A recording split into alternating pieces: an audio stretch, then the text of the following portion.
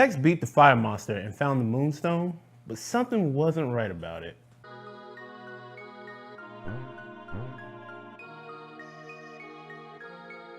The rock needed to be charged with the power of the moon, like my cousin after he was bit by that wolf. They found a cave to put the moonstone in way back in 65 million BC. Now they just had to wait. They told me it would take ages to charge the damn thing. Well, thank God for time travel. Waiting for this thing would take forever, like rafting down the Mississippi or counting to infinity, which I learned just this morning is not another word for 27. I checked in the future, but the darn thing was missing. If this was real life, I could put a picture of it where everyone would see it, like the grocery store, the post office, or my cousin's pussy. That cat won the state fair's cutest cat competition. Also, my cousin is a whore. He went to 1000 AD and found a very suspicious house. There was a bunch of lights coming from the mayor's house. It reminded me of our mayor's house on the 4th of July. My mayor is a big EDM fan. I was talking to his family, and apparently the guy is a real jerk. They said he was selfish. Or did they say shellfish? I mean, he was being awful crabby. He went back to 600 AD to see if they could change the mayor's lineage a bit. Is time travel a more precise form of genetic engineering?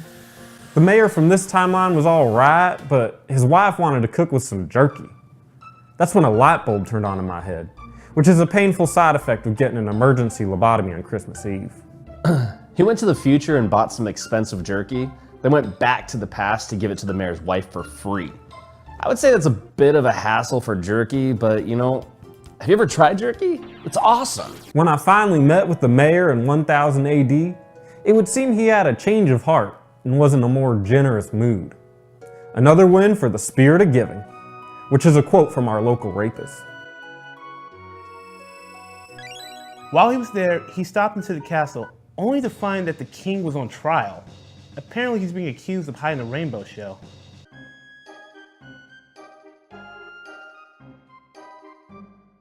So I just had to find proof that he was innocent, and fast.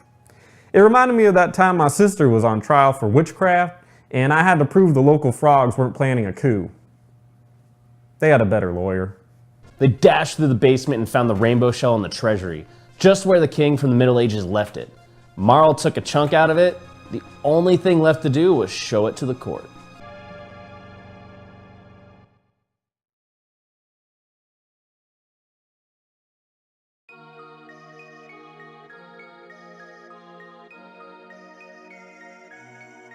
Marl walked behind the stained glass window of the courthouse and jumped through it. It was the greatest display of anger I had ever seen. And I've been to not one, but 2 Abraham Lincoln effigy burnings. They saved the king, but it turned out that the chancellor was really a distant relative of Yakura, the first boss Tex had to fight. I remembered this feller. I killed his great-grandfather. I felt like I was killing the family timeline, like diabetes, cancer, or the Habsburg jaw.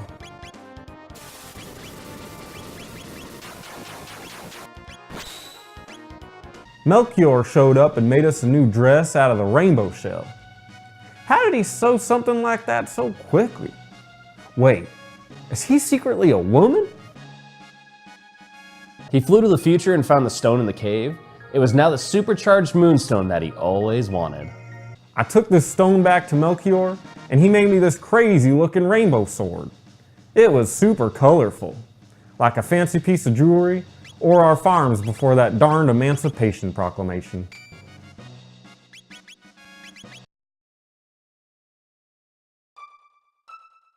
The next objective was a disappearing forest, in what was now a dry desert. I had to reiterate to Tex that I was talking about an arid patch of land and not an ice cream cone before you put ice cream in it. I talked to Fiona about her missing forest in 600 AD, and it turns out there was a creature underground causing the problem, so I went to the sinkhole in the desert to find it. I was sucked underground and ran into all sorts of monsters, and we even found a big skeleton with quite the temper. Once we killed the skeleton, The sinkhole cleared up, but there was one big snag. The forest would have to be replanted. Robo offered his assistance in regrowing it, but it would take him several hundred years. I ain't never seen anything work for hundreds of years, except for my family's secret love tonic. The secret ingredient is chloroform. Tex showed up 400 years later to a grand forest and a cathedral. Only one problem. Robo didn't make it. We found Robo in a scrap heap inside the cathedral. It didn't look too good, but Lucas said she could fix him. That woman is a real wizard when it comes to technology. She would make an excellent man. While she fixed him up, we all camped out in the woods and talked about how far we'd all come and what we were up against. It was a nice moment where we all got to just take a breather and reflect. It was at this moment that I was reminded that these characters were people too. Well, except Robo, who's a robot, and Frog, who's a frog, and Chrono, who's technically a zombie. While the party was sleeping, Luca woke up to a strange sound.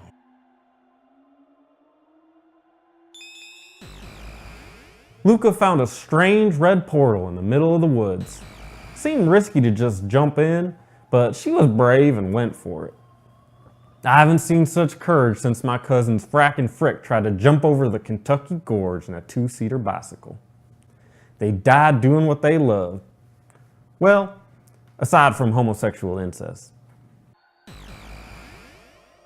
So a little backstory on this one. Luca's mother had 2 broken legs. I was taken to the moment she broke them. Apparently she got her dress caught in one of the machines and it pulled her in.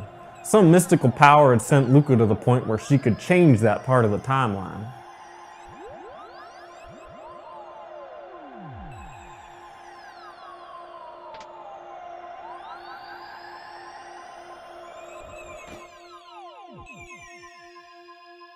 In a rather emotional moment, Tex saved Luca's mom from certain tragedy. I asked Tex if he would change anything about his past, and he said he would go back to when he bought these magic beans from this drifter. He said he thinks he could have haggled down the price a little more, since now he knew they wouldn't grow. Our next mission was in the future. There was a factory producing human-killing robots that needed to be destroyed. If I'm good at one thing, it's destroying factories. Just ask my old boss at the glue factory. Them horses really are for gluing, not intercoursing. Robo ran into an old flame, a female robot who apparently had her memory banks wiped. It was one of those tragic love stories, like The Notebook, Titanic, or Brokeback Mountain, which I never finished, but gay is gay. Next up was fighting the creator of the evil robots, Mother Brain. She was this big face and a bunch of TV screens. It looked like a futuristic sports bar or my uncle's secret room where he watched men undress in his clothing store. After taking down Mother Brain, there was only one thing left to do. Storm the Black Omen and destroy Lavos. We done flew up there to the ship in the sky and ran right through it. It was long and full of mean, scary creatures, but floor by floor, we fought our way through until finally we met up with the evil Queen Zeal herself. Fighting her would be no simple task.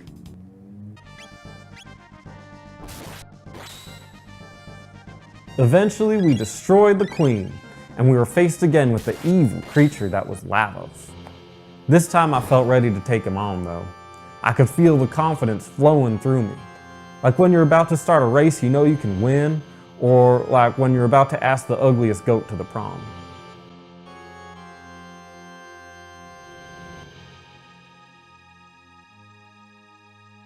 After fighting the normal Lavos, he began turning into bosses Tex had previously defeated.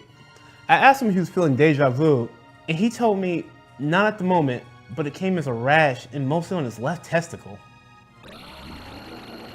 After defeating Lavos for what I thought would be the last time, his beak disappeared and we crawled into his husk. I didn't know what I was getting myself into, but I went anyways.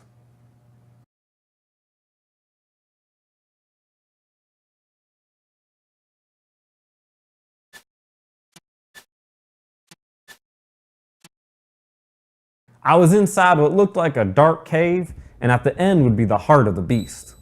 And we all know how important the heart is. They call it the liver of the body.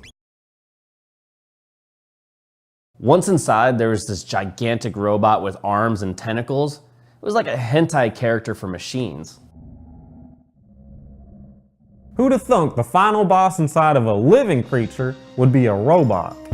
After playing this game, I don't think I'll trust machines no more.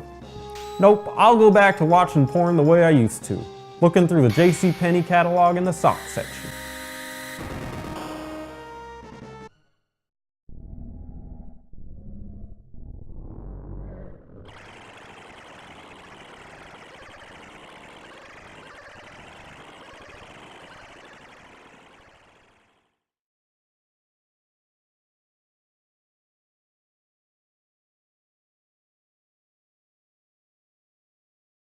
Okay, rewind that last statement. Turns out that machine was just a shell. The enemy was a creature that had been consuming all of the life on Earth. It was a combination of a bunch of animals. It looked like something out of a nightmare. After a long and brutal fight, Tex managed to overcome Lavos and defeat him once and for all. I couldn't have been more relieved.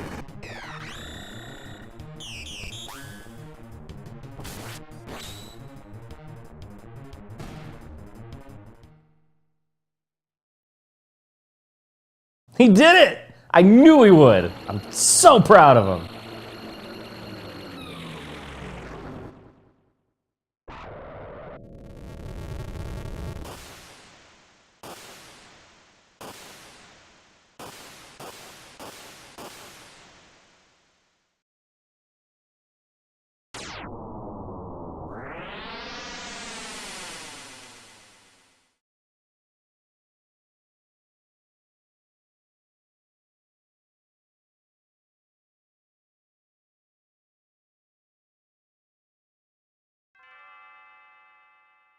I woke up in my room and was escorted to the castle for execution. But it turned out to be a hoax. A good hoax though, not a bad one. Like that time my sister sent me a Valentine's Day card and then I got accused of rape. A bunch of the characters Tex had met in various timelines were now here at the castle. They were all there to say their final goodbyes to Chrono and the gang.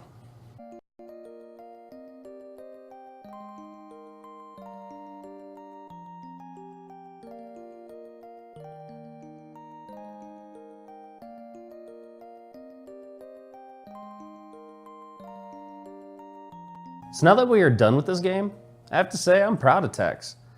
Not sure he understood what was going on, but he seemed to have fun with it, and that's what video games are all about. No one has the same experience with video games, and I can guarantee you, no one will come close to the experience that Tex had with it.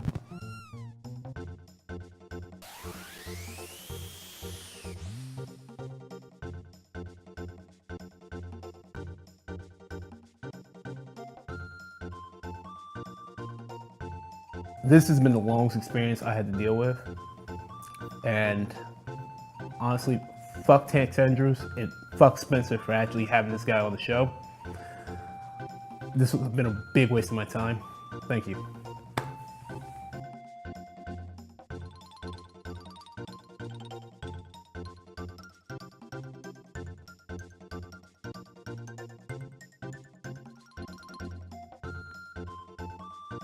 One by one, they all disappeared into their various timelines. I would miss these crazy characters. I realized something on this journey. It's not about the random things we do in life, but more the relationships we build. I would never forget the adventures we went through, no matter how far apart we were in the timeline. I only wondered what was next for good old Chrono.